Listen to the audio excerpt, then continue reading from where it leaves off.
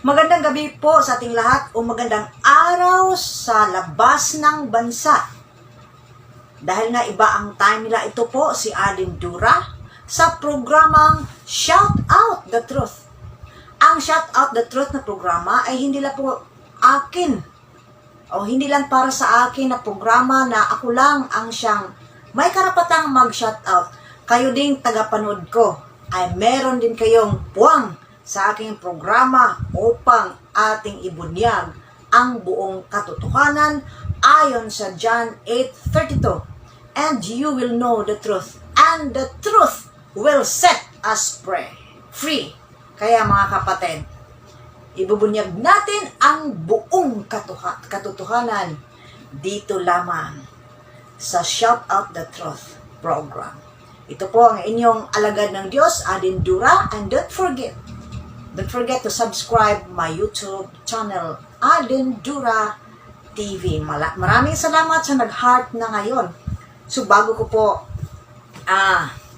ipagpatuloy, pasensya po sa inyo dahil nag-post po ako na mag-live ako ng YouTube, pati YouTube mag-live ako. Ngunit sa kadahilanang kulang ako sa facilities dahil isang cellphone lang ang gamit ko mga kapatid. Minsan nga baliktad pa ang aking cellphone dahil hindi na ayos, no? Iba kasi ang cellphone kaysa laptop. Kaya, lahat ng mga nakikinig dyan na may extra blessing, pwede din akong tumanggap upang inyo akong tulungan na magkaroon ng aking laptop upang makapag-broadcast o makapag-shoutout tayo pati na sa YouTube. Okay, good evening. Brad, Fring o Sister Fring. Nagtataka ako kung babae ba ito si Sister Fring. Shout out po sa inyo. Fring ka siya. So, yun po mga kapatid. At saka, simulan na natin sa pamamagitan ng pagdadasal. In the name of the Father, the Son, the Holy Spirit, and Father God in heaven, we thank you so much today, O God, that we're here together with the viewers, sharing your word and sharing your good news, O God, to impart each and every one of us so that we can learn more about your teaching based from your holy scriptures. I ask the ever Virgin Mary to intercede for us, including Saint Vicente Ferrer, this evening for our intercessors. And I ask also the Holy Spirit for the anointing and empowerment. This will ask through the mighty name of our Lord Jesus Christ. Amen. And in the name of the Father, the Son, the Holy Spirit. Amen. At kapag makikita nyo dyan sa inyong screen na parang baliktad ang pangungurus ko, yan po ay resulta sa front camera. Dahil nga, cellphone lang ang ginagamit ko at ginagamit ko ang front camera upang makita ko po kayong lahat.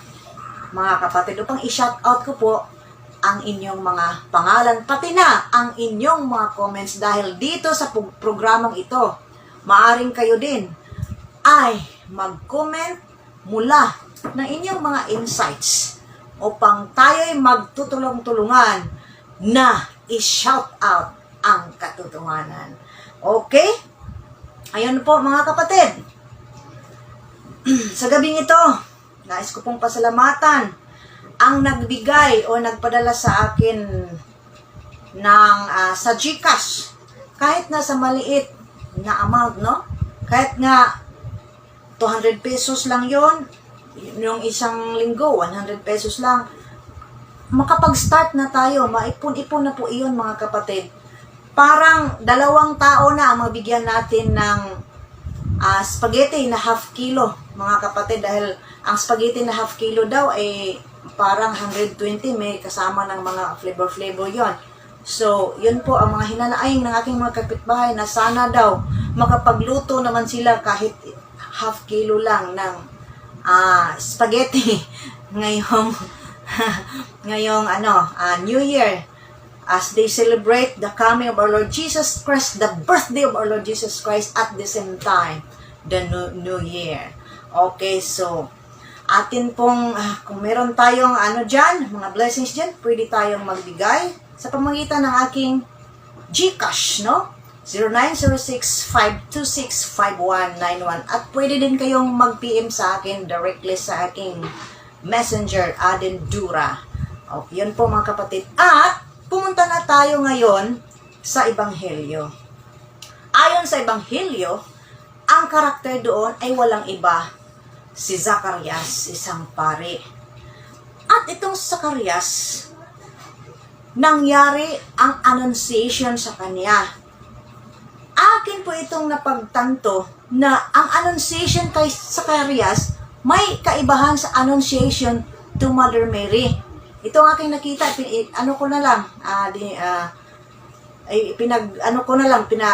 i-explain ko yung kaibahan mga kapatid. Nung nag-announce na ang Angel Gabriel kay Zacarias, in-announce din niya, pinaalam niya na kalugod-kulugod kayong dalawang mag-asawa. Ganon din si Mother Mary. Yun din ang announcement ng anghel na God has found favor in you. Ang kaibahan nito, itong si Zacarias, number 1, takot siya. Natakot si Zacarias. Pangalawa, hindi siya kumbinsido. Iba itong si Mama Mary. May halong takot din at may halong nag-isip-isip pa siya. Naguguluhan pa si Mother Mary, ngunit kalmado si Mother Mary. Ito yung kaibahan. No, si Zacarias, takot siya. At pangalawa, nagdadalawang isip at hindi siya kumbinsido sa anghel. Anong nangyari kay Zacarias? Na naging mangmang, naging mute.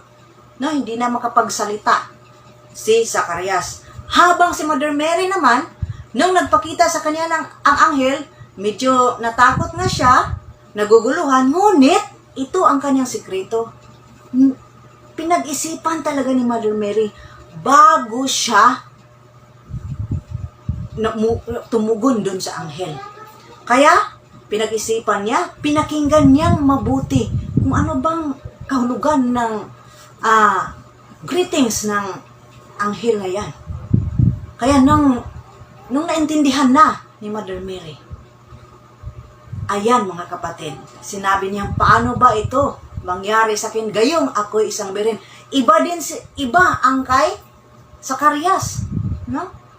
Sabi ni Zacarias na, paano ko matitsak na mangyari ito? Naghanap si Zacarias ng katiyakan. Hindi sigurado si Zacarias hanggang siya'y naging mute. No? Hindi na nakapagsalita. Yun ang kaibahan. Pareho silang dalawa.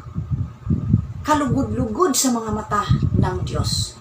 Ngunit itong si Zacarias lang, kulang sa tiwala, kulang sa pananalig sa mensahe ng Diyos na dinala inihatid ng mensahero. At isa pang kaibahan mga kapatid, si Zacarias matanda na. Their ages were advanced already. Si Zacarias matanda na, pati ang kanyang asawa. Kaya yun marahil ang dahilan bakit siya nagdadalawang isip, bakit siya hindi kumbinsido, bakit siya mga kapatid, tinitsak pa niya ang anghel kung talagang mangyari yon. Habang si Mother Mary naman, ang kaibahan, batang-bata pa si Mother Mary.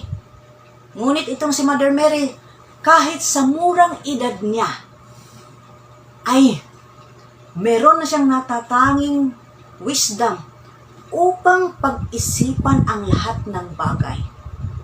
At ito nga ang nangyari sa kanya. Kaya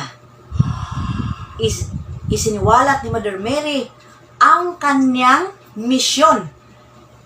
Lumabas siya sa bahay at pumunta kay Elizabeth. Samantalang si Zacarias naman, o ang kanyang asawa, nagluklok lang doon sa silid mga kapatid at hindi nagpakita sa loob ng 5 buwan. No? At sa human understanding naman natin, at atin ding maintindihan itong si Elizabeth. Dahil nga, unang-una, matanda na at saka buntis, Siyempre, in human understanding, makakaramdam talaga ng hiya. Sino ba naman dyan na isang matanda na naging buntis? Di ba? Ito ang kaibahan sa kanila. Matanda na itong si Zacarias at saka si Elizabeth, laban kay Mother Mary na isang birhen at bata pa. Magkaiba man ang kanilang karanasan sa buhay, ngunit may iisang misyon, no? Ang kanilang anak na si Juan, ang mission din na akayin ang mga tao upang magkaroon ng kaligtasan, upang ipakilala si Jesus. Ito namang ating mahal na Birhen Maria, siya ay nanganganak kay Jesus na ating tagapagligtas. Ayun po, shout out, drop the throat. Kaya, bigyan ko ng kunting twist ang aking tema ngayon, no? Ayon sa ating gospel, may mga misyon itong dalawang tao, no, na ipinaghambing ko ngayon. May mga iba't ibang misyon. Kaya nga, sa twist ko na topic ngayon, akin pong pinag-isipan kung ano talagang topic. Kaya naisipan ko topic na ano ang kaibahan sa misyon o pagpapahayag ng Ebanghelyo ng mga Katoliko at ng ibang sekta. Ano nga ba ang kaibahan? No? Unang-una, number 1, atin po munang tatalakayin kung ano itong kahulugan ng evangelization. So, ang evangelization, mga kapatid, it derives the term or the word evangelist. Ang Griego po ito na termino ay evangelistis, which means messenger of God. So, tagapaghatid ng kabutihan. At saka, pangalawang meaning, preacher. Ano ba itong preacher sa Tagalog? Brother Buboy, preacher, tagapagpahayag ng magandang balita. Hindi naka-answer si Brother Buboy. Taga-sangyaw. Taga-sangyaw daw na balik. Palitan na yun. Tagapamahayag ng Maayong gabi, sister. Maayong gabi din kanimo. Brother Makong Mangyaw, shout out the truth, no? From Lapu-Lapu City. Marichu Dulot Raganas. Yes, Sister Marichu, I'm praying silently of your husband, including to you na magkaroon ka rin ng strength dahil iba talaga itong may sakit at saka watcher. Kailangan din ng mga watcher ng strength.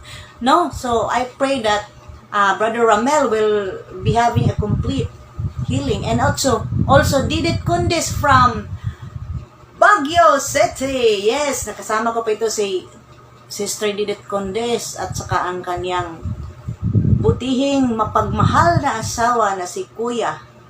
So kasi ang kanilang apelido, mga kapatid. Inibitahan nila akong mag-sharing of my conversion sa ano ba yon na grupo? Yung grupo namin ni Mami D, yung ina ni Manny Pacquiao, kagrupo ko din noon. Prex pala. Batch 231 kasi ako sa Prex, habang si Mami D, yung ina ni Manny Pacquiao, ay batch 230. Siya yung nag-serve sa akin noon. Rochit Sunga, Luciano Sunga, shout out Dr. Carlo Sarmiento, Alan Wagas, Wagas na pag-ibig, Banglos yung apelyido niya, Florencio Nicdao. Yes, shout out sa lahat. So, mga kapatid, sa gabing ito, eto na, no? Nalalaman natin na ang kahulugan ng evangelist ay tagapaghatid ng mabuting balita o tagapagpapahayag ng mabuting balita. Ano pa ba? To evangelize is to proclaim glad tidings. Ano ba itong glad tidings? Brother Buboy sa Tagalog. Mabuting gawa. Mabuting gawa. Ayun, may interpreter ako dito, mga kapatid, kasi napaka-boring naman ang ating live kapag wala akong kausap dito sa ano ko, sa gilid ko. Ayun na. So, to proclaim good tidings. Mabuting gawa. Mabuting gawa daw, sabi. Glad tidings, ang glad tidings kasi, ano yan, giving, no? Glad tidings, yes. And good news, ayan. Kasi it's part of charity itong glad tidings and good news. Yung itong mabuting balita. At ang mabuting balita na ito ay walang iba kundi si Jesucristo. Ayan po mga kapatid. Si Jesucristo ang mabuting balita. At saka, ang good news means healing the sick, let the blind see, lahat ng mga broken-hearted dyan, imemend through the preacher, through the messenger. Siya po yung itong tinatawag natin na direct intercessor na ating makaharap. Pwede face-to-face, pwede din sa online. Ako at ikaw, pwedeng maging preacher. Ayan, mga kapatid. Magiging preacher tayo. At saka, ang mga preacher, mga kapatid, ito po, sila po itong nagpapaalam sa mga tao na meron tayong Diyos na siya ang fountain of grace and blessing. So, ang ating Panginoon, mga kapatid, ating ipaalam sa kanila na siya ang may-ari. Siya ang may-ari at nagmamay-ari sa lahat ng bagay sa buong mundo, pati ikaw at pati ang hininga mo. Pati ang hangin na labas-masok sa iyong ilo. Siya ang nagmamay-ari, mga kapatid. Ayan na. At saka, ang mga evangelist, siya yung nagdi-declare, no? Is declaring the favor of redemption. Ayan. Sa pamagitan ng mga preacher, evangelist, sa kanila manggagaling ang mabuting balita na meron tayong kaligtasan. At ang kaligtasan iyon ay ating matatagpuan lamang kay Jesucristo. Ayan. Kaya nga mga kapatid, ang pagpapahayag ng magandang balita, ito po ay ating takdang aralin. Yan. Atin po itong assignment, mga kapatid. Ito po ay naka-assign sa atin at it is commissioned by our Lord Jesus Christ according to Matthew chapter 28 verse 18 to 19. Sabi ni Jesus na inihayag na niya ang buong kapangyarihan at sinabi niya sa kanyang mga alagad, humayo kayo. Pumaroon kayo, humayo kayo. No? Ipahayag nyo ang kaligtasan at babautismuhan ninyo sila sa pangalan ng Ama. At ako'y mananatili sa inyo and I am with you. Yun ang sabi ni Jesucristo. Ano daw ang kinukomisyon ni Jesus Christ? Go to the whole world. Humayo kayo sa buong mundo at ipapahayag ninyo ang magandang balita. Kayo'y magbabautismo sa ngalan ng Ama, sa ngalan ng Anak at ng Espiritu Santo. At ako'y mananatili sa inyo. O sa ibang kahulugan, ako'y kasama ninyo. Ayan mga kapatid. Ngayon, naintindihan na natin kung ano itong evangelization o evangelist, no? Sa linguistic pa, evangelist as someone who preach, no? About sa linguistic feature, mga kapatid. Someone or anyone who has anointed to preach. Ayan.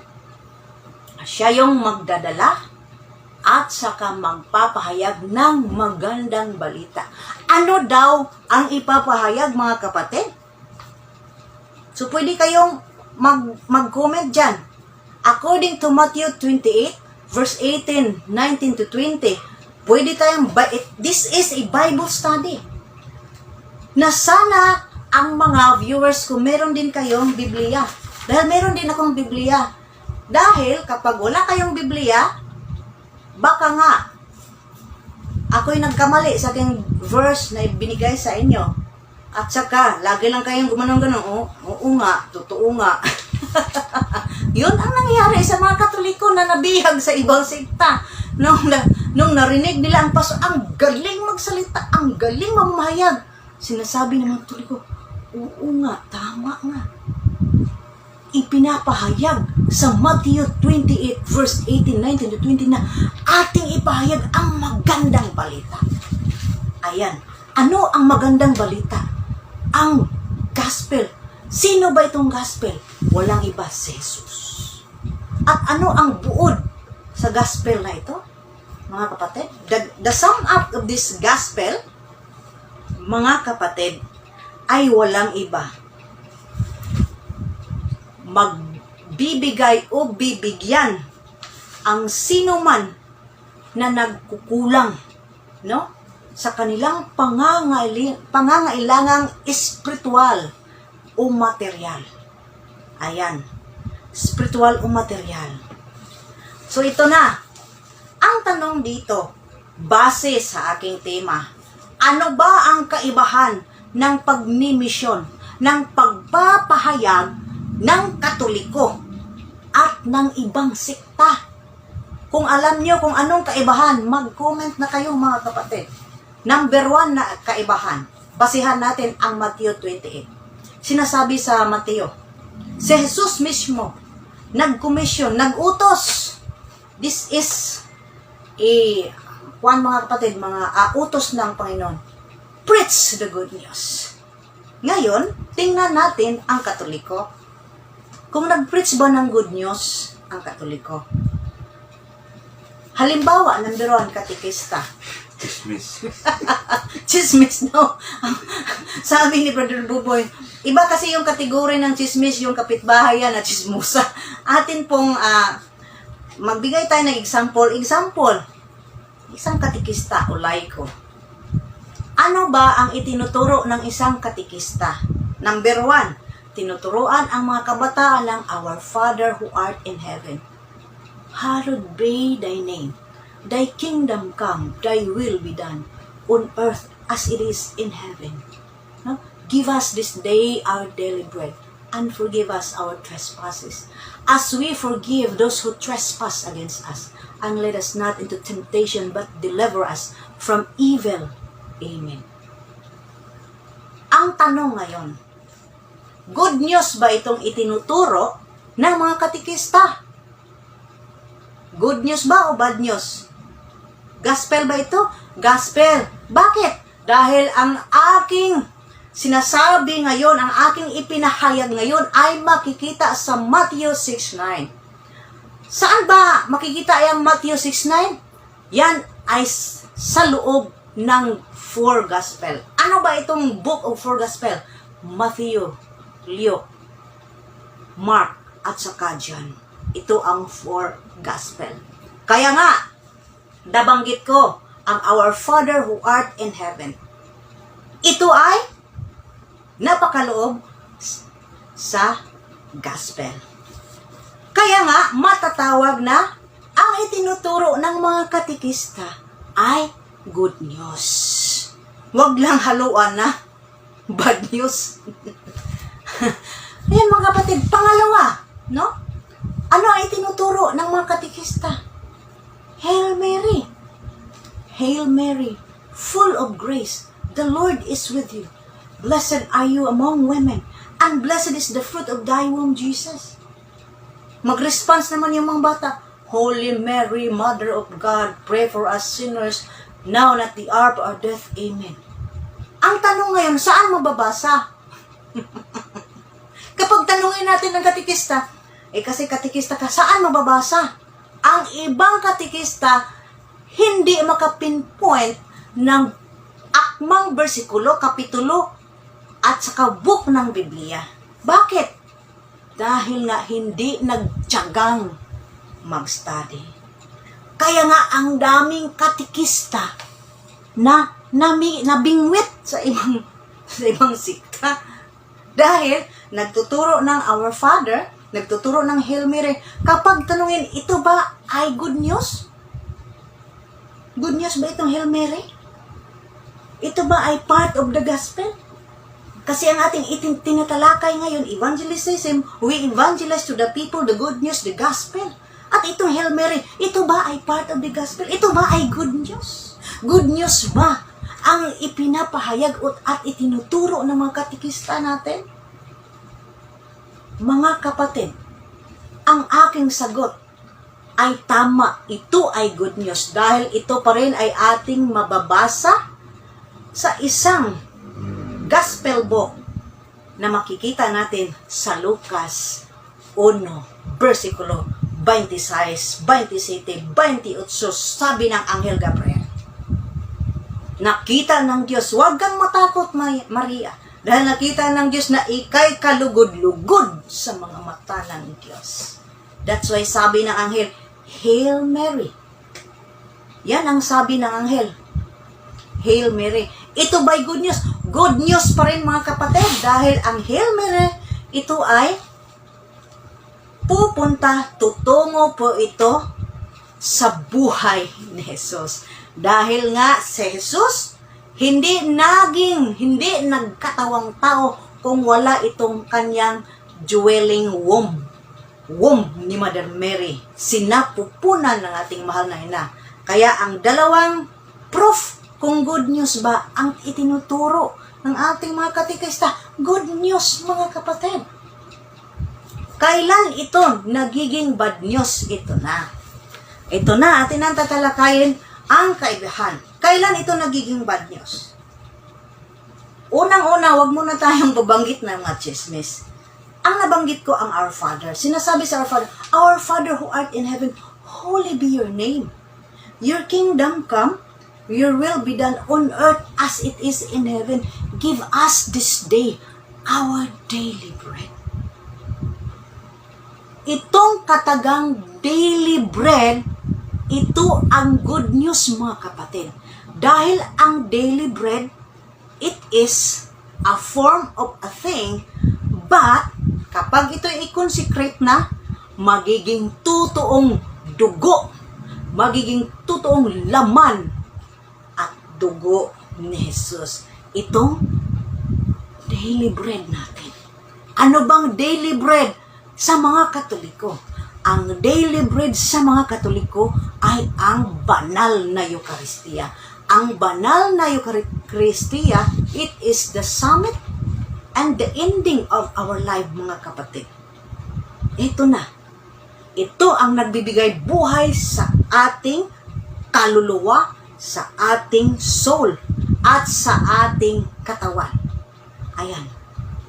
At nakita ko na dito ang kaibahan. At ano ang kaibahan mga kapatid? Para sa mga Katoliko, ang ating pagkain sa ating kaluluwa ay araw-araw. Take note, araw-araw. Ngunit, iba sa amin, iba sa aming pananampalataya o teaching sa aming sikta. Ang aming sikta noon o religion, tatawagin religion o denomination. Protestante kami noon. Ako'y isang protestante, handog na protestante, iniluwal na isang protestante, mga magulang ko protestante na hanggang lumaki. At ang aking natutunan ay ang communion, hindi Eucharistia. Communion ang pangalan ng aming bread. Bread ang binanggit ko dahil ito na ang kaibahan. Hindi daily ang sa amin. Ano ang kaibahan? Hindi daily ang sa aming protestante. Kaya dito po ako nakarealize. At dito po ako nag-isip-isip, no?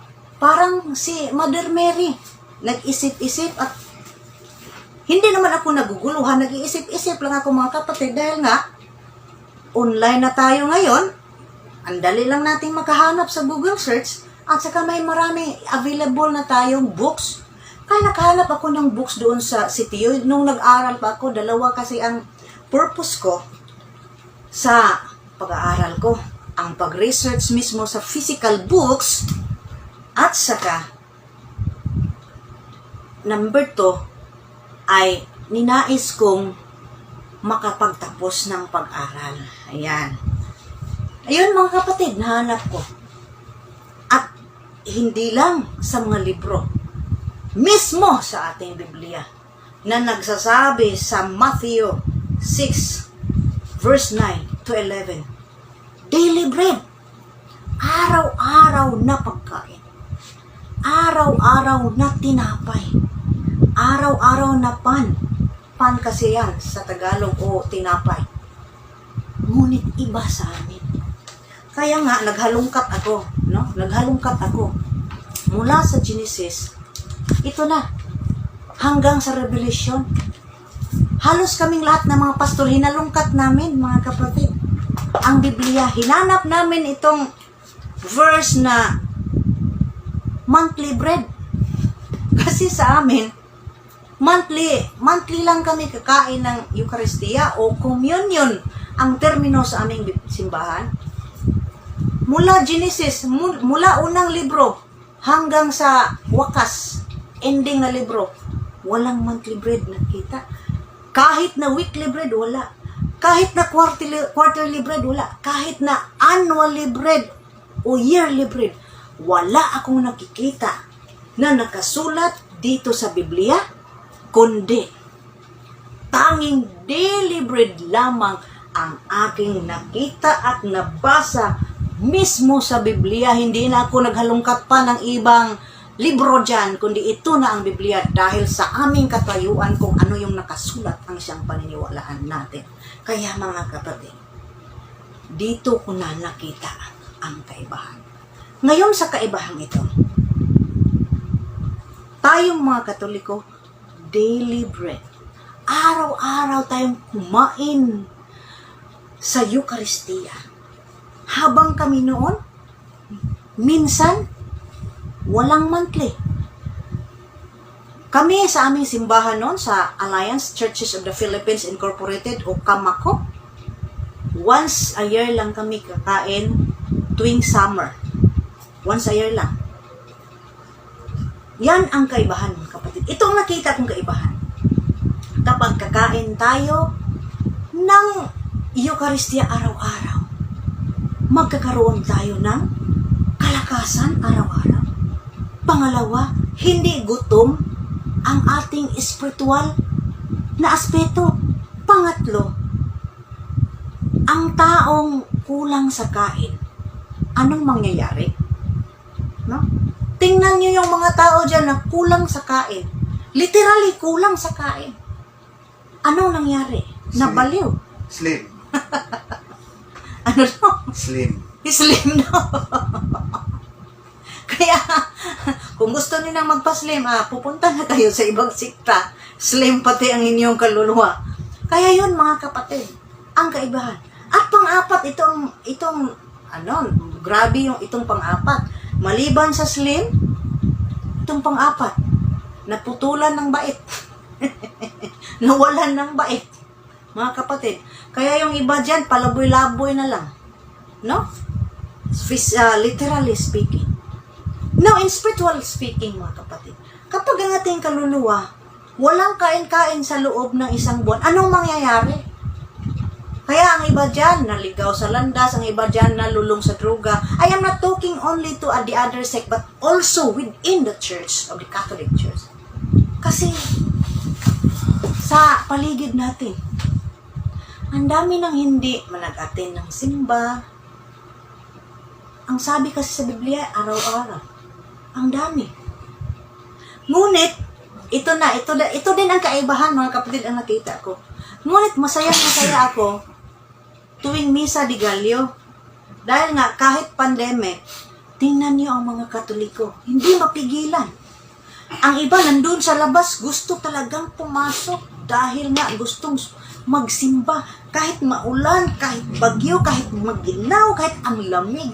gusto talagang magsimba, gusto talagang sambahin ang ating Panginoong Hesus dahil ang ating Panginoong Hesus nagagalak tayo na siya isinilang sa buong mundo upang magkaroon tayo ng buhay na walang hanggan at tayo'y ligtas. Kaya yan ang kaibahan, mga brothers and sisters. Diyan ako namulat sa katotohanan. Iba itong Katoliko. Nagsisimba.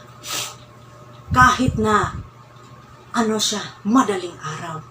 Yung iba, sabi ng iba, nakakuha kasi ako ng mga respondents doon sa aking kapitbahay. Sabi nila, usap-usap sila.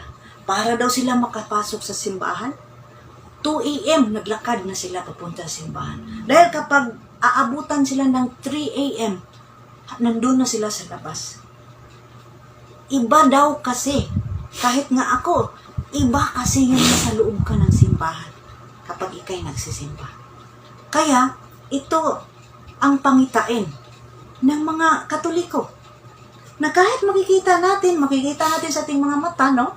Literally speaking, makikita natin na iba itong Katoliko.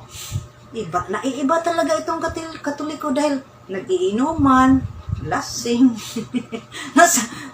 Ang sabi sa gospel natin ngayon, si Juan ipapanganak na hindi siya iinom ng bino o na alak. Na alak? Yung alak na makakalasing. Hindi iinom itong si Juan. Kaya puspos po siya sa banal na Espiritu Santo. Itong mga lasinggero puspos din. Pero ibang espiritu. Unalan. Punong-puno din ng espiritu itong mga lasing, mga kapatid. Pero ibang espiritu. Espiritu ng tanduhay, espiritu ng kabayo. Kasi red horse espiritu ng kabayo. Kaya pagdating sa bahay, sinisipa yung asawa. Iba itong si Juan. Hindi umiinom ng mga bino o wine na nakakapagpalasing, no? Makakapagpalasing sa kanya. Kaya nga, puspos o puno ng banal na Espiritu Santo si Juan. Balik tayo sa Eucharistia. Iba kami, mga kapatid. Ito pa, maliban sa yearly, maliban sa monthly lang kami kumakain, ang aming Eucharistia ay simbolo lang. Ang kaibahan kasi sa Katoliko at saka ibang sikta, ang sa Katoliko ay totoong katawan dahil ayon sa John 6 verse 50, 51 to 53, sinasabi doon na kung sino man sapagkat ang aking katawan, sapagkat ang aking laman ay ang totoong katawan, no? Ay totoo sapagkat itong dugo ay totoo. Yun ang sabi ni Jesus. Ang laman ay totoo. At ang dugo ay totoo. Sinabi niya. No? Hindi nagsabi si Jesus na sapagkat ang tinapay na ito ay simbolo ng aking laman. Hindi nagsabi si Jesus. Ang sabi ni Jesus, sapagkat ang aking laman ay totoong laman at totoong dugo. No? Sa ibang translation sa English, real body, my blood is real blood. Sa ibang translation, true blood, true body. Yun ang kaibahan. Samantalang contrast to the other sect, ang Eucharistia ay simbolo. Ngayon, magbigay ako ng simbolo. Sabihin ni Pastor, kainin natin ang simbolo ng katawan at dugo ni Jesus. Ito ang simbolo ng katawan at dugo. Kasi simbolo lang kainin. Wow. Ito kaya'y madadigest natin ang simbolo? Or literally madigest dahil nga skyflakes lang. No? At ang ininom ay grape juice. Literally madigest dahil grape juice at saka skyflakes. Ang tanong dito, ito ba'y totoo na gospel na ayon sa sinusulat sa John? Mga kapatid, I'm so sad na kami pala noon ay kumakain ng kasinungalingan dahil simbolo lang. Ako'y nagpapasalamat sa ating mahal na ina na si Mother Mary dahil sa kanyang intercession at dahil sa intervention ng ating Panginoong Hesus. Ako'y inakay papunta sa simbahang may totoong laman at dugo ni Hesus. Kaya iniwanan ko na ang aking simbahang kumakain lang kami ng simbolo ng ubas o ubas na simbolo ng dugo ni Hesus at skyflakes na malutong. Kahit anong ipatong. Pagkain na, malutong. Tapos po, pagkatapos namin kumain, may sobra pa. Kakainin ng mga kabataan natin. Totoo talaga yan, mga kapatid. Kakainin talaga dahil dumaan kasi ako ng bata eh. Nung bata pa ako, kinakain ko yung mga natira na mga skyflakes. Dahil nga, Pastor Sinoe, siya yung mag-minister ng communion namin. Kayon ang kaibahan. Ang tanong ngayon, ang dyan ba ay good news yan? Belong ba yan sa gospel? Belong sa four gospel. Kaya, ang mga tinuturo ng simbahang Katoliko ay pawang buong katotohanan. Walang kasinungalingan. Ito'y nagpapahayag ng buong katotohanan na ngayoy aking isinisiwalat bilang pagpapatotoo ng buong katotohanan. Kaya mga kapatid, yun ang katotohanan. Ngunit, ating pong tingnan, no? Ano ba ang kaibahan din? Ang dami ko nang naibigay na kaibahan, mga kapatid. Ano ba ang good news na isinisiwalat ng ibang sikta? Yes, meron silang good news given.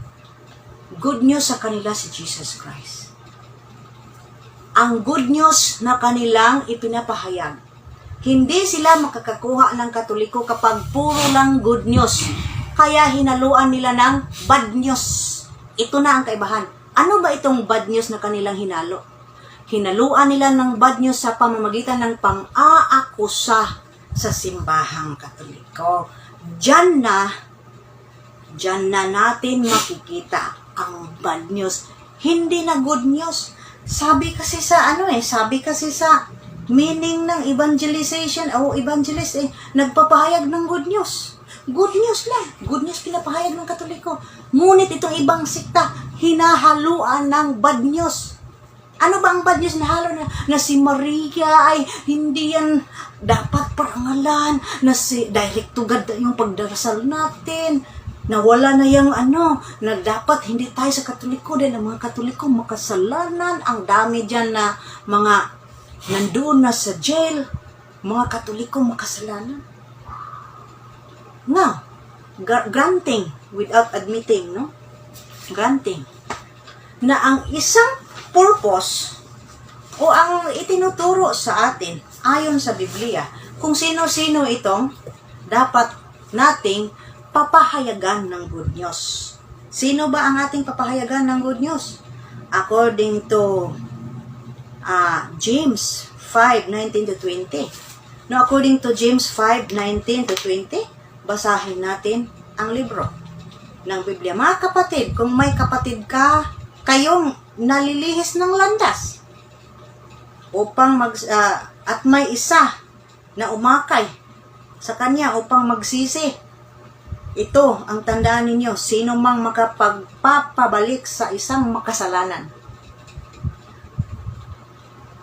mula sa kanyang maling pamumuhay ay nagliligtas ng isang kaluluwa sa kamatayan at nagpapawi ng maraming kasalanan. Yes, granted. Palakpakan natin ang mga taga-ibang sikta.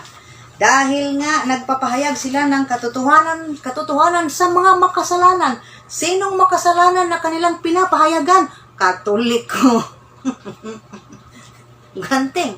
Katoliko ang kanilang pinapahayagan ng katotohanan at nagsisisi.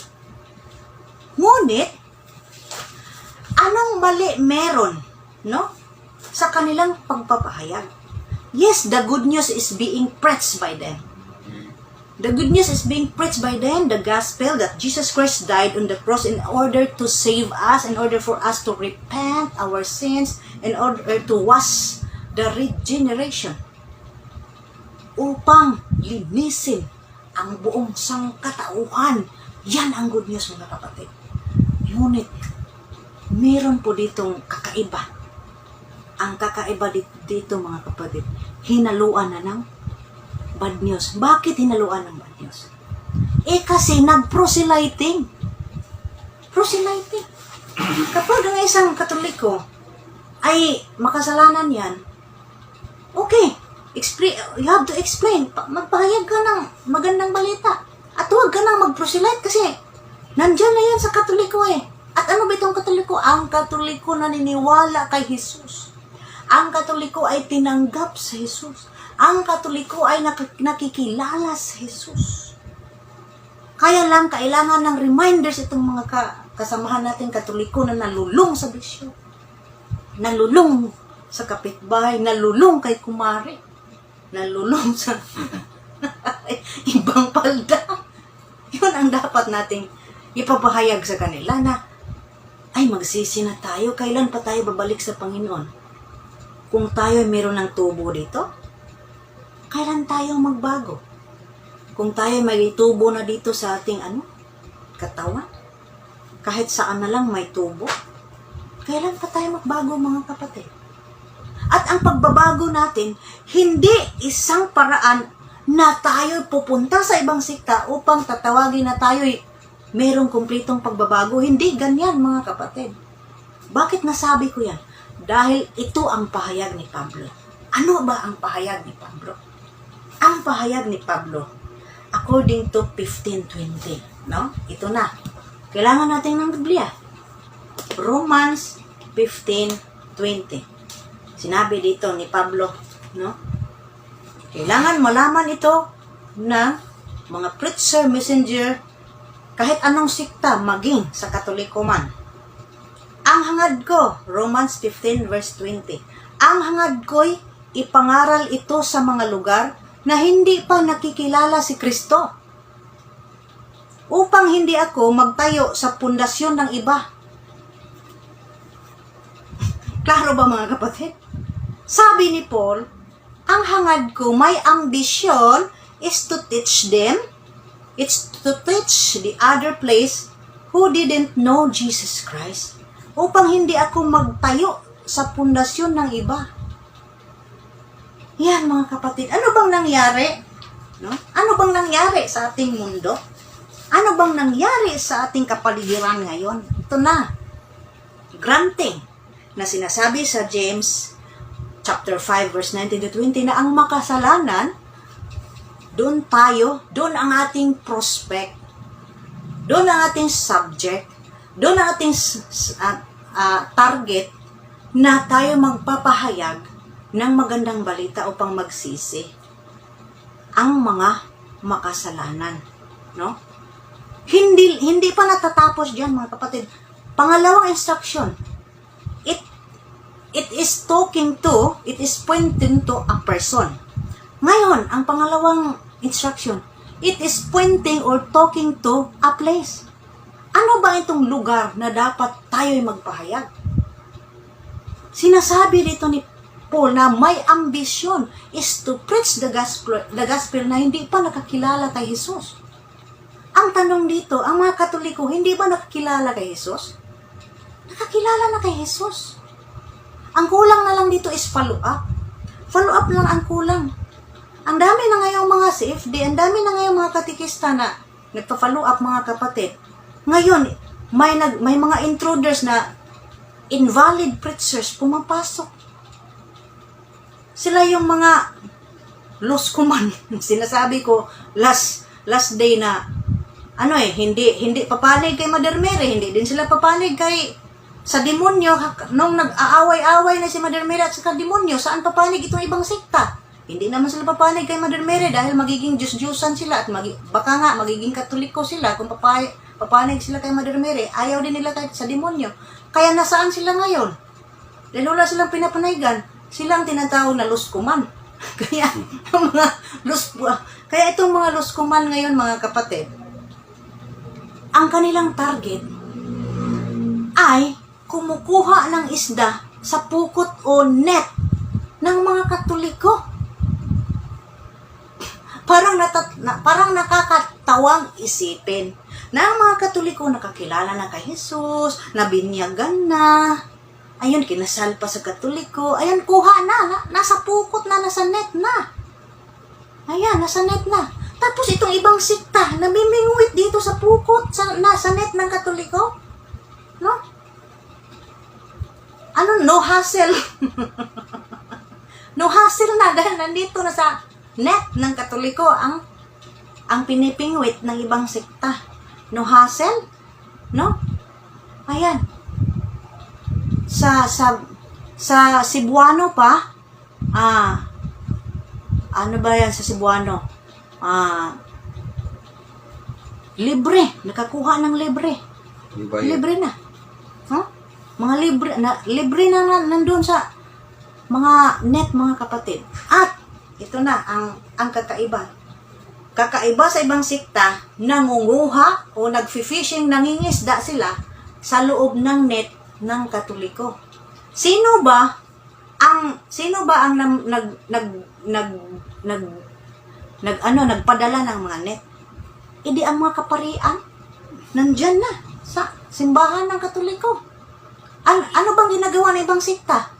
Ito pa ang nakatatawa na ginagawa, mga kapatid. Pumunta kami ni Brother Buboy dito sa Birhen sa Regla. May nagbibigay doon ng sobre. Kung akala ko Katoliko, tiningnan ko ang sobre, iba yung nakatatak doon. At tinanong ko, Sister, ano ba ito? Katoliko ba? Sabi niya, hindi. Part kasi ito ng aming mission. Kasi may anniversary kami. Kailangan kasi namin ng tulong. Tingnan niyo, mga kapatid, ibang sikta. Humihingi ng tulong sa loob ng jurisdiction ng Birhen sa Regla. Yan ang kaibahan, mga kapatid. May Katoliko bang nanghingi sa kanila? Wala. Kaya, makapal face eh. Poker face. Pero hindi naman lahat. Huwag natin i-generalize lahat.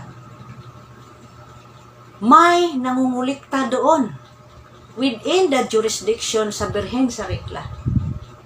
Ang mga Katoliko na magbigay agad ng tulong, hindi na nagtanong-tanong, hindi na tinitingnan yung sobre dahil nga nalinlang. Ang daming nalinlang dahil naniniwala yung mga Katoliko, ay, kasi Birhen sa Regla ito, nasa loob sa Birhen sa Regla, ay, magtulong tayo.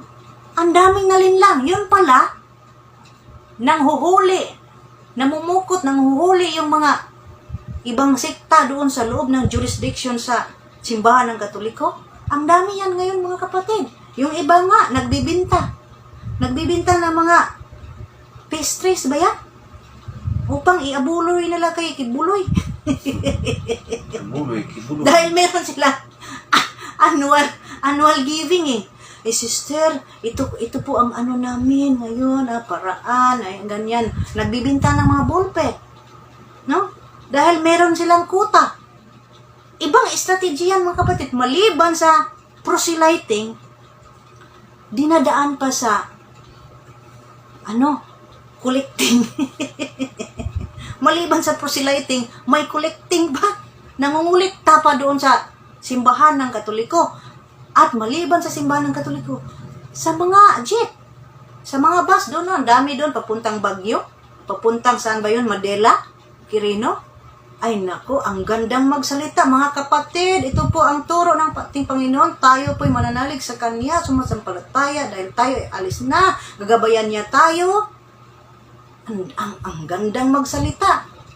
Ang Panginoon ang siyang gagabay sa atin mula dito hanggang sa pagdating natin. Tayo ay iiwas sa lahat ng kapahamakan. After that, mga kapatid, dahil mga kapatid, meron kaming misyon, tulungan niyo kami sa aming misyon. Meron kaming programa sa radyo at telebisyon. Kaya ngayon, simulan ko nang mamigay ng sobre. Ang katabi ko mga kapatid, ang kasama ko pare, natawa lang ako, tahimik akong tumawa. Dahil ang kasama namin papuntang Kalayan pare. may nag-preaching doon sa bus. Kaya nga, minsan kakaiba talaga itong ibang sikta. dahil sa proselyting, nangungulikta pa. Tapos, no? Manangungutong. Kawawa naman mga kapatid dahil nung pagbaba namin sa bus, kawawa yung namigay ng sobre dahil kumain siya doon sa restaurant. No? Kumain siya doon sa restaurant. Kawawa naman kapag di natin bigyan. Parang kawawa tignan, pero bawat bus, kapag makakalikta sila ng more or less 100 pesos lang more or less. Tapos, ilang bus ang kaniyang papahayagan ng magandang balita na mag-abay daw ang Diyos? Ilang bus sa isang araw? Kung merong 100 bus o pinakamaliit, 20 na bus na kaniyang mapipreach, doon siya mapipreach, 20. Tapos, 100 yung kaniyang makuhang abuloy. Magkano lahat? Hindi ako marunong sa math, hindi ako magaling sa math. Kaya, 100 o 20 na buses, tapos 100 yung makolekta. Hindi, ilan? 2,000, di ba? Dahil sa 10 bus, sa 100, di 1,000 na. So, sa 20 na bus, 2,000. Ang laki pala ng kita ng mga preacher ng ibang sikta, mga kapatid. Kaya parang, kung tingnan natin, parang kawawa ito So, yung iba magbigay ng 10. Yung iba naman, nasisiyahan. Ay, tulungan natin ito dahil nagpahayag ng magandang balita. Kakaiba kasi itong magpahayag ng magandang balita. Dapat ating tulungan. Kaya may iba magbigay ng 100. Kaya ang laking kita ng ibang sikta, mga kapatid. Ito yung kaibahan nila. Lugi tayo dyan dahil ang kadalasan sa sumasakay doon, mga Katoliko, nagbibigay. Ang Katoliko naawa pa. Nagbigay, ang iba nagbigay ng 50, nagbigay ng 100. Pero ako, dahil nga, dati akong protestante, dahil naintindihan ko po ang kanilang gimmick kasi yan.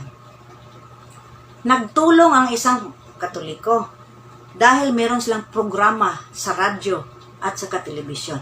Ano bang content ng kanilang programa sa radyo at telebisyon na tayo'y tumulong sa kanila? Ang content ng kanilang programa sa radyo at sa telebisyon, paninira sa simbahang Katoliko. Tingnan niyo ang social media ngayon. Tingnan niyo ang kapaligiran natin. Tingnan niyo kung anong nangyari. Sinusunog ang mga rebulto ni Mother Mary at ni Jesus Christ. Sinusunog. At ang nagsunog ng mga yon, mga kapatid, kumukuha ng kanilang budget doon sa kanilang iniipon na tulong galing sa mga Katoliko. Kaya nga, para na rin tayong tumutulong upang wasakin itong ating simbahan. Kaya nga, hindi na ako nagbigay pa ng tulong dahil alam ko kung anong motibo, alam ko kung anong content ng kanilang pagpapahayag ng magandang balita. Dahil ang kanilang ipinapahayag ay hindi magandang balita, panunuligsa at aligasyon ang kanilang ipinapahayag.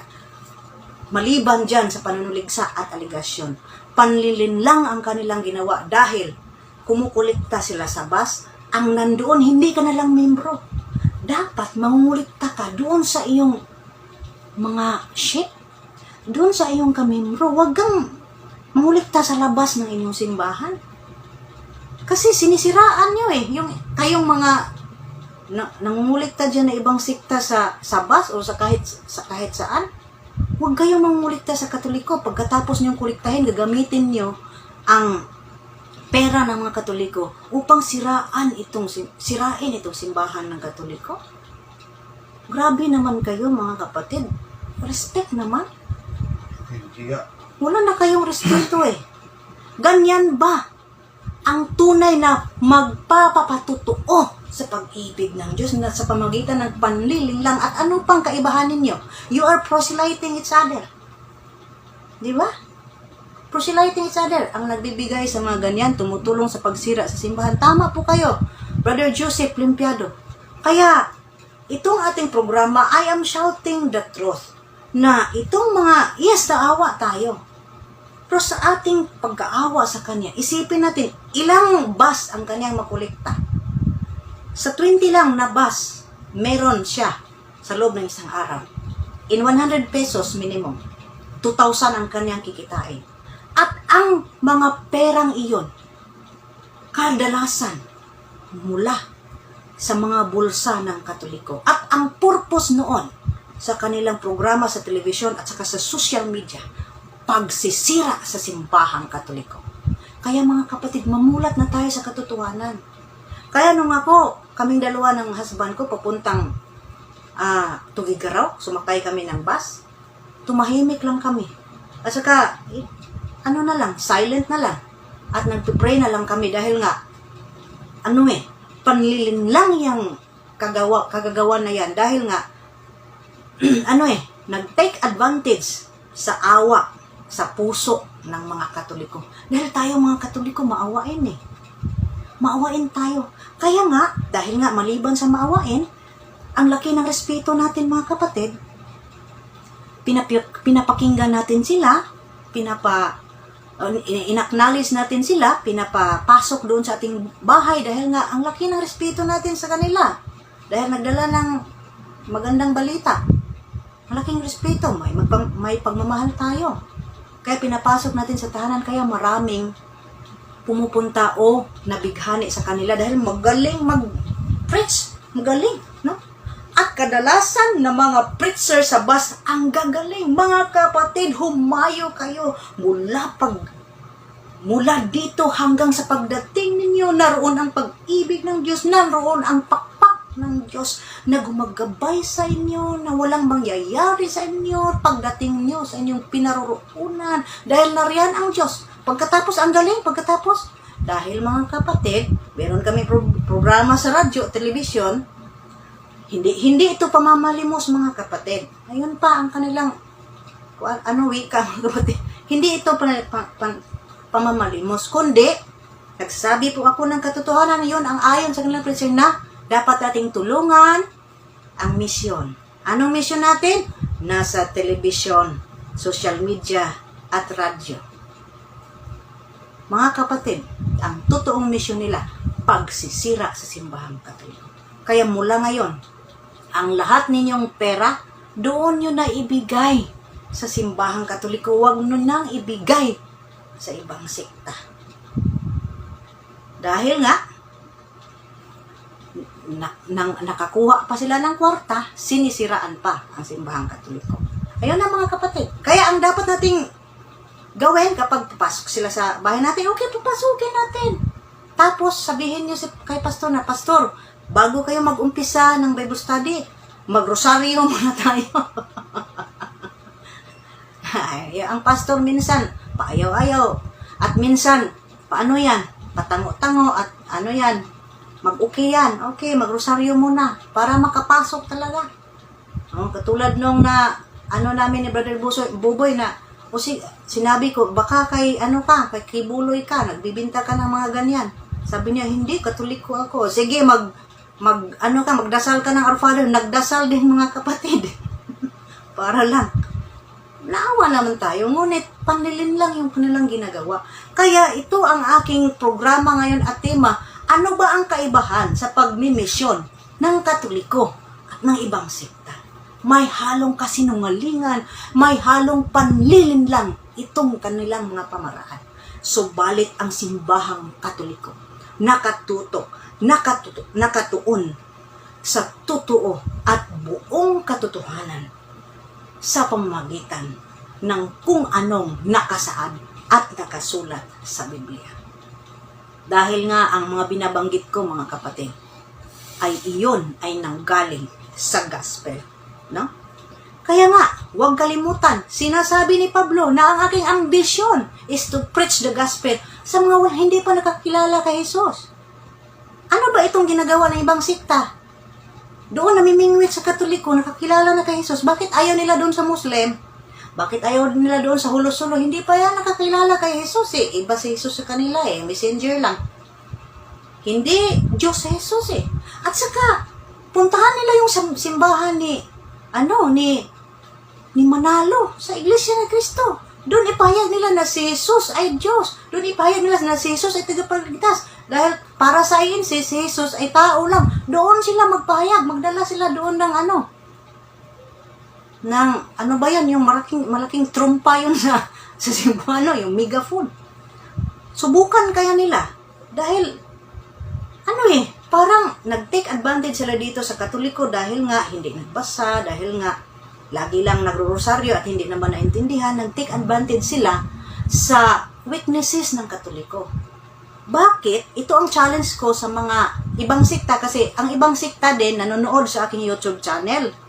At yung iba, yung ibang sikta, kini-curse yung aking YouTube channel, mga kapatid. Grabe yung galit nila sa akin dahil nga binubunyag ko ang katotohanan So, grabe ang galit nila sa akin. Kini-curse ang aking YouTube channel na hindi daw ito lalago, no?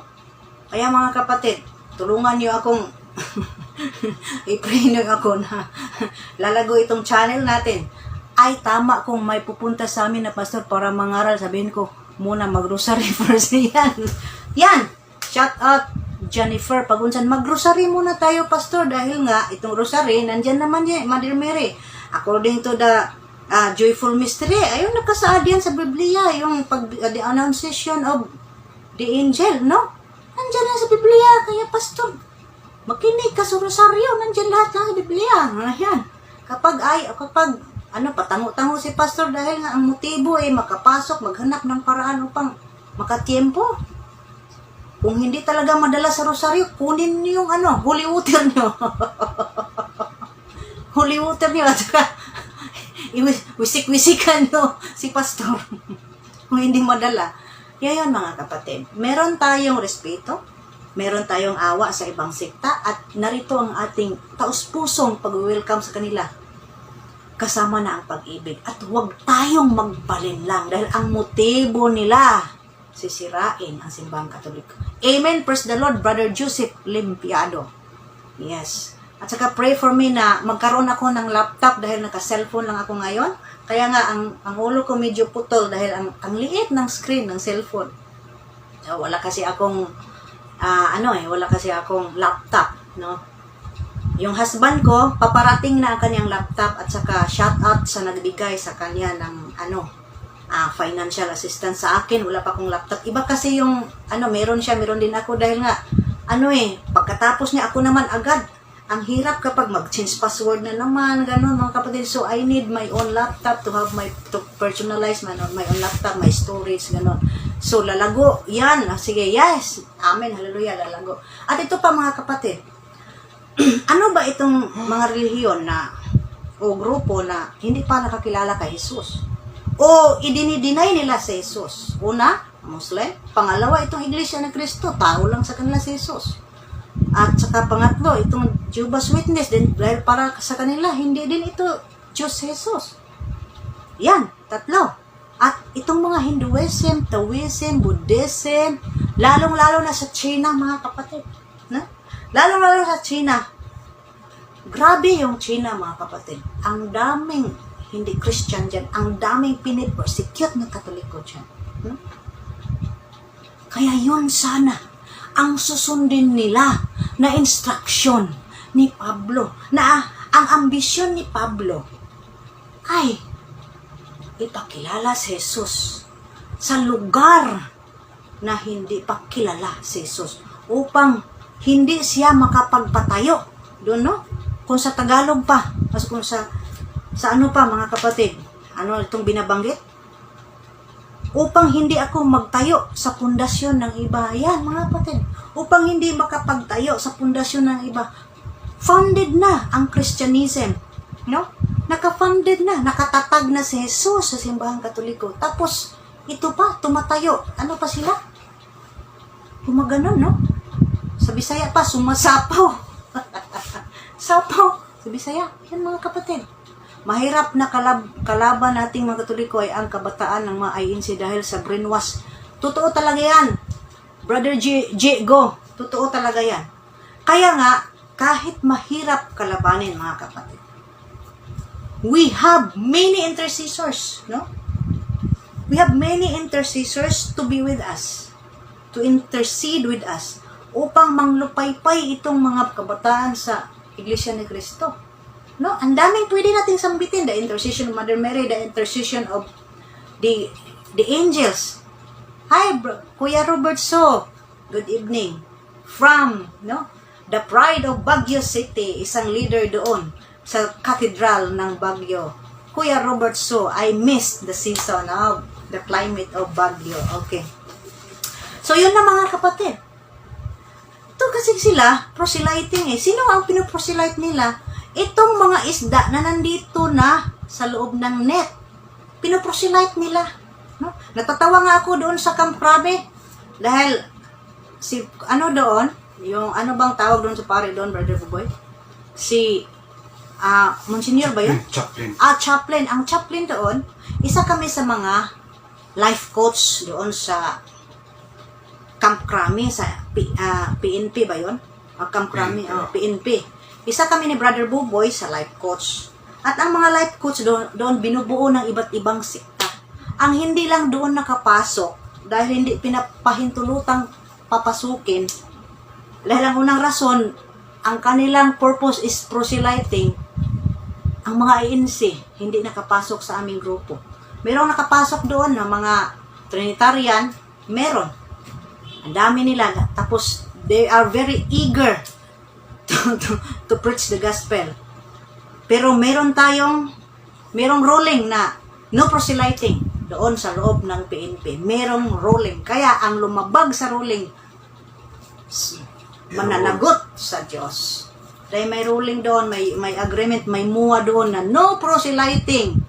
Yung Katoliko, wag nang dadalhin sa baptist. No proselyting. Kung ano ka, dyan ka lang. Wag kang mag-explain dyan sa iyong pananampalataya. Wag kang mag-explain dyan about sa pagkasabadista mo.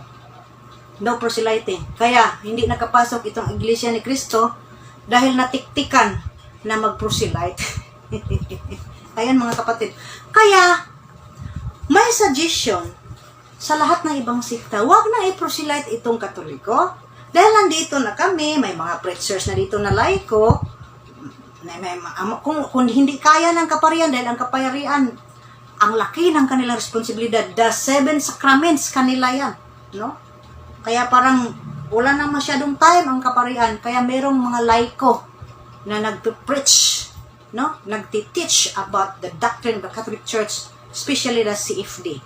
And also, kaming mga converted pastor, we are able to preach defending the truth in line with the doctrine of the Roman Catholic Church. Amen? Ang mga matanda sa INC ang dali lang talunin sa debate sa pamamaraan ng pagbunyag ng katotohanan.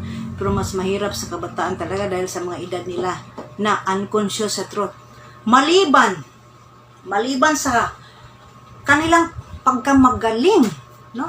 Pagka-expert o pagkadalubhasa sa pagdidepensa, sa pagpapatunay at paninindigan nila sa kanilang doktrina. Maliban dyan, nakakatakot din ang mga Iglesia ni Cristo dahil pumapatayan. Diba? Ito nga si Father Darwin, may banta na. So may death threat na. Kaya, lahat kayong mga viewers, ipanalangin nyo kaming mga preachers sa simbahang Katoliko. We need your prayers. Not only we need your generosity. Dahil kailangan din namin ng financial support. Lalo na sa amin na kaka-start lang namin. Bago lang kami nagsimula sa YouTube, it takes 4 months pa kami ni Brother Buboy. So ako naman, 4 months. Kaya meron kaming iba't ibang project, no? Meron kaming iba't ibang project. Ang project niya, studio. Ang project ko naman, Formation Center or Bible Study Center or Formation Center. Malaki-laki itong akin. Malaki-laki na building itong sa akin dahil Formation Center, mga kapatid. Doon gagawin meron na rin doon na recollection. It can cater siguro mga more or less 80 person, no? Ayan, more or less 50 to 80 person lang yung recollection natin kapag social distancing. Ayan. So, yun na mga kapatid, na kailangan, hindi lang namin kailangan ng ang financial support, kundi yung prayers din. Viva Iglesia Katolika. Yes, Viva Iglesia Katolika. Totoo talaga, mabuhay ang Iglesyang Katoliko. So yun na mga kapatid, tandaan natin na according to Romans 1:5, sinasabi ni Pablo sa Romans 1:5 na ito sa Romans 1:15 sinasabi ni Pablo. Kaya nga, no, ito na ang karugtong. Kaya nga, nais ko ring ipangaral dyan sa Roma ang magandang balita. Yan na mga kapatid. Dahil noong unang panahon ang Roma, ano pa yan? Hindi pa nakarating ang good news doon sa Roma. Kaya nga, pumunta dito si Paul dahil nga, mayroong matinding awayan o bangian itong si Paul at saka si Barnabas, no? Bernabe, no? May mahigpit na pagtatalo itong si Bernabe at saka si Paul. Si Bernabe gustong dadalhin si Juan o pinangalan ng Marcos. Pumunta sila sa sa Chipre. At saka ito namang si Paul, ayaw niya na isama si Juan sapagkat humiwalay siya sa kanila sa gawain, no? Sa gawain nila, humiwalay. So, hinirang ni Paul si Silas na magiging kasama niya. Pumunta sila sa Syria at saka, Chikrika? Ano yan? At saka ito namang si Bernabe, sila dalawa ni Marcos o Juan pumunta sa Chipre. Meron ng bangayan noon sa mga disciples and apostles ni Jesus Christ. Kaya nga, pinahintulutan na pwede tayong kanya-kanyang mission. Upang naman, ang purpose naman itong magkanya-kanyang mission, upang ang buong mundo ay mapahayagan ng magandang balita. Ang buong mundo may kanya-kanyang mission. Kakaiba itong ibang sekta eh. Imbis na doon sa lugar na hindi pa nakakilala kay Jesus, doon sa Katoliko. May China, dito? Ito, according to the research, the current research, kung itong mga non-religion countries, doon sa Sweden, 88% hindi Christian. Sa Denmark, 88% hindi Christian. Sa China, 82% hindi Christian. Estonia, Norway, United Kingdom, ang dami mga kapatid. Doon sana ang kanilang target, doon sana ang kanilang subject, na doon sila magpapahayag na magandang balita maliban sa Iglesia ni Cristo, maliban sa Jehovah's Witness at saka Muslim. Doon sana. Bigyan natin ng example. Tingnan natin si San Pedro Calungsod. Pumunta sa Guam. Kasama si Father Diego. At doon namatay si katikistang laiko na si San Pedro Calungsod dahil sa kanilang pananampalataya. Kaya sana niyang makipaglaban. Dahil makisig siya, malakas na binata. Kaya niyang talunin si Matapang. Kaya niyang talunin. Ngunit, kaya ni San Pedro na talunin si Matapang upang dipinsahan itong si Father Diego dahil nagbibinyag si Father Diego ng sanggol. Galit ang ama ng sanggol. Kaya, hinagisan si Pedro ng sibat. At dito, natusok dito sa cheese ni Pedro. At nung si Pedro, natumba na. Ang kasama ni Matapang, kumuha ng hindi itak. Ito na si Matapang. Nag-research kasi ako mga kapatid para hindi tayo nasaan na ba yun? Nawala dito eh. Kinuha ni Matapang eh. Itong si Matapang, meron siyang kasama. Ang siyang pumugot sa ulo ni si Matapang. Si Matapang ang pumatay kay Pedro. So, itong si Matapang meron siyang kasama. At ang kasama ni Matapang, ang siyang kumuha ng itak ba yun? Hindi, yung sword. At saka, yung malaki, iba kasi yung itak, maliit lang. So, yun mga kapatid. Yun sana ang gagawin ng ibang sekta. No? Dahil nga, matapang lang sila sa mga weak na Catholics. Doon sana sila magtatapang-tapangan at magpapakitang gilas sa kanilang pagkadalubhasang paninindigan ang kanilang katotohanan na sila talaga itong nagbubunyag o nagpapahayag ng magandang balita. Doon sana sila manindigan sa ibang bansa, katulad ng nabanggit ko sa China, 82%, at saka sa Denmark, 88%. Doon sana, sa Sweden, 88% din. May Norway pa, United Kingdom pa. Doon sana sila, mga kapatid. At saka sa Muslim. Tingnan natin kung magdala sila ng, megapon doon sa harap ng moske. Tingnan natin kung makauwi ba sila ng buhay. Dito lang sila, papasok-pasok sa simbahang Katoliko, mamimigay pa ng sobre. Ang kapal, no? Pero mamahalin pa rin natin sila, mga kapatid, dahil nga si Jesus Christ, binibinta ni Judas ng 30 na pilak. Pero, anong ginawa ni Jesus Christ kay Judas? Pinagsabihan ba ni Jesus Christ si Judas? Hindi. Hinayaan si Judas. Hindi, makapal. Ha? Sinabihan ni Jesus, makapal mukha mo. Gaya mo. Siguro kung si Jesus Christ parang ganito pa sa ating bunganga, siguro sinabihan natin ang kapal ng mukha, no? Dahil bininta pa ng 30 na pilak. Ayan. Ngunit mga kapatid, kinaumagahan, nung nakita na ni Judas na dinampot na si Jesus Christ, nagsisi si Judas. So, para sa akin, nasa paraiso si Judas, mga kapatid, dahil nagsisi eh. Yung mga hindi lang nagsisi ang may daan papuntang impyerno, yung mga hindi nagsisi. Pero si Judas nagsisi. Napunta tayo kay Judas kasi mga Judas kami noon. Ito yung mga Judas sa simbahang Katoliko. Praise God, sis. God will provide. Mag-pray ako para sa inyong grupo. Praise the Lord. Meron kasi ako I'm inviting you to join my group, Lovers of Jesus and Mary Community. Online group po ito. Umabot na po ito ng 1,000, humigit kumulang, 1,000 plus na members.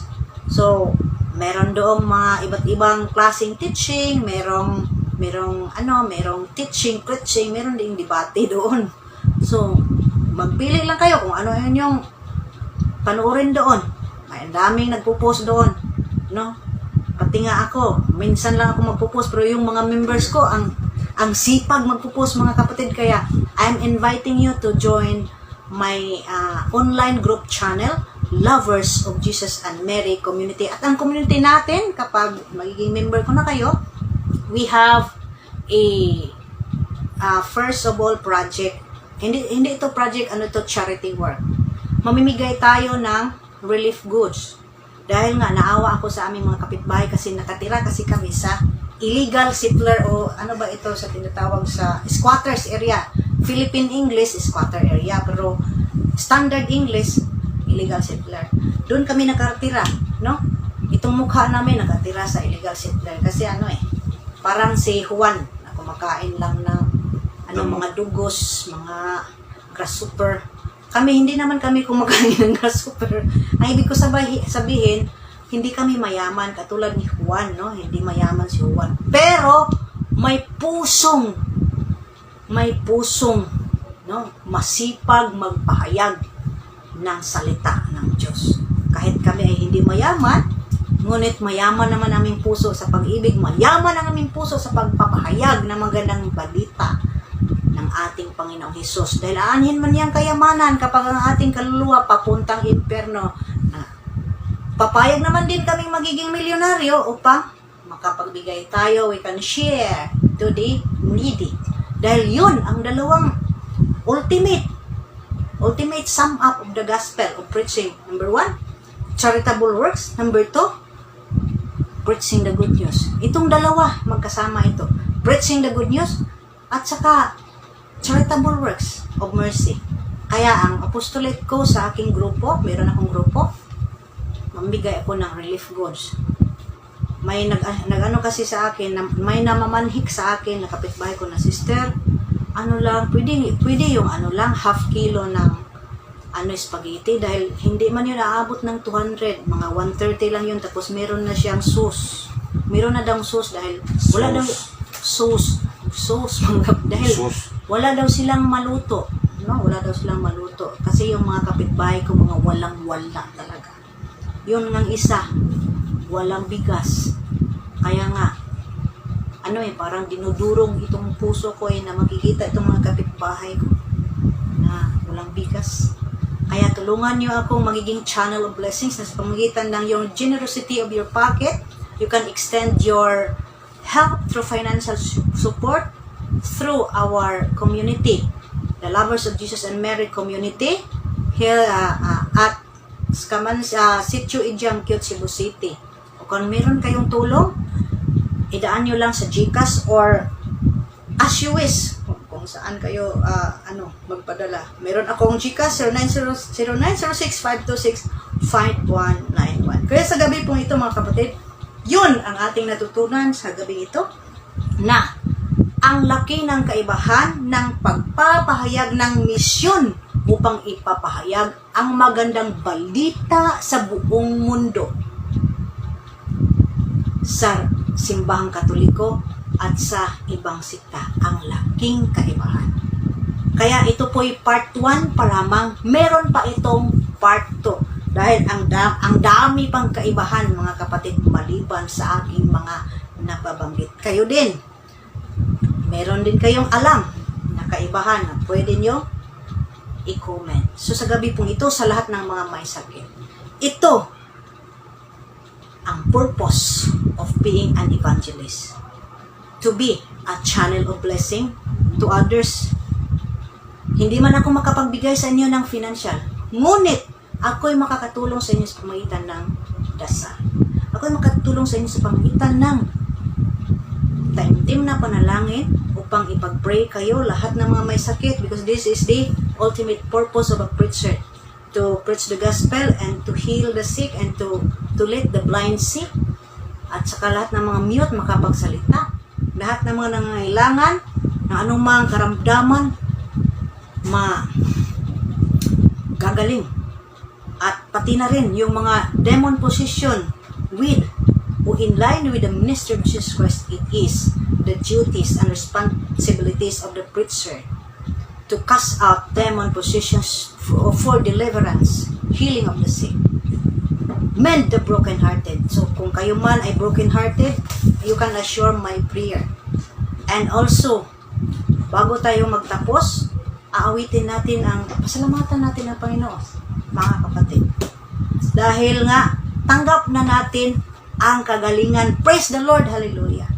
Kahit hindi niyo pa nasabi sa akin, kahit hindi niyo pa man na-comment sa akin kung ano ang inyong ipapray sa akin, tanggap niyo na ang kagalingan, tanggap niyo na mula sa ating Panginoong Jesus ang mga biyaya. Tanggap niyo na ang dapat na mangyayari sa inyong buhay upang makita natin ang tanda ng kapangyarihan ng ating Panginoon. Kaya sa gabi pong ito, samahan niyo ako sa panalangin ng dasal at awitin. At huwag niyo rin kalimutan, mga kapatid, do not forget to subscribe my YouTube channel and kindly share to others my YouTube channel upang ito ay lalago. In Jesus' name, yung nag-curse sa aking YouTube channel, hindi mangyayari ron. Hindi mangyayari. Dahil nga, ang Panginoon, siya ang fountain of blessing.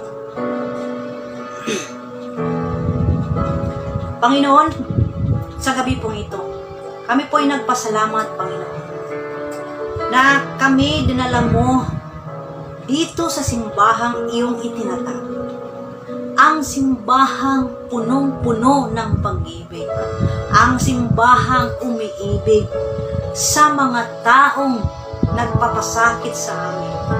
Ito ang simbahan kung nasaan naroon kami, Panginoon, na kaya naming mahalin ang ibang sikta, na kaya naming mag-abot ng tulong sa iba't ibang sikta o sa iba't ibang nangailangan sa amin. Nagpasalamat kami, Panginoon, na kami ay iyong pinapanatili dito sa simbahang ito upang aming ipahayag ang buong katotohanan sa isip, sa salita, at sa gawa. aming pasalamatan yung kabutihan, Panginoon. Dahil naroon ka sa aming tabi. Dahil nandyan ka sa aming tabi palagi, Panginoon. Kasama yung mahal na ina na si Mother Mary. Maraming salamat, Panginoon, sa binigay mo sa amin na katuparan sa aming mga dasal. Amen. Hallelujah.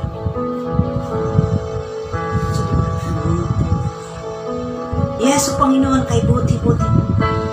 Hallelujah. Praise the Lord. Praise God. Hallelujah. Napakabuti mo, Panginoon.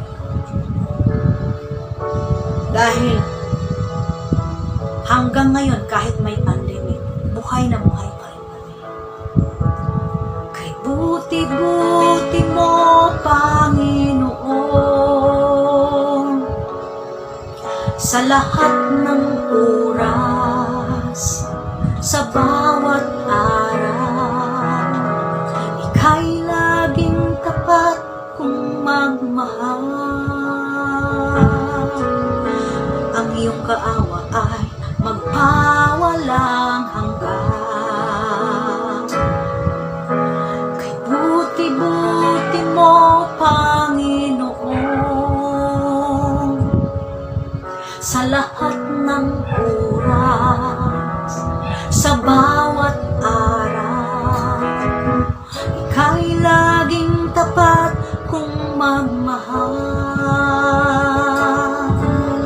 Ang iyong kaawa ay magpawalang hanggan. Pinupuri, sinasamba kita, dakilang Diyos at Panginoon.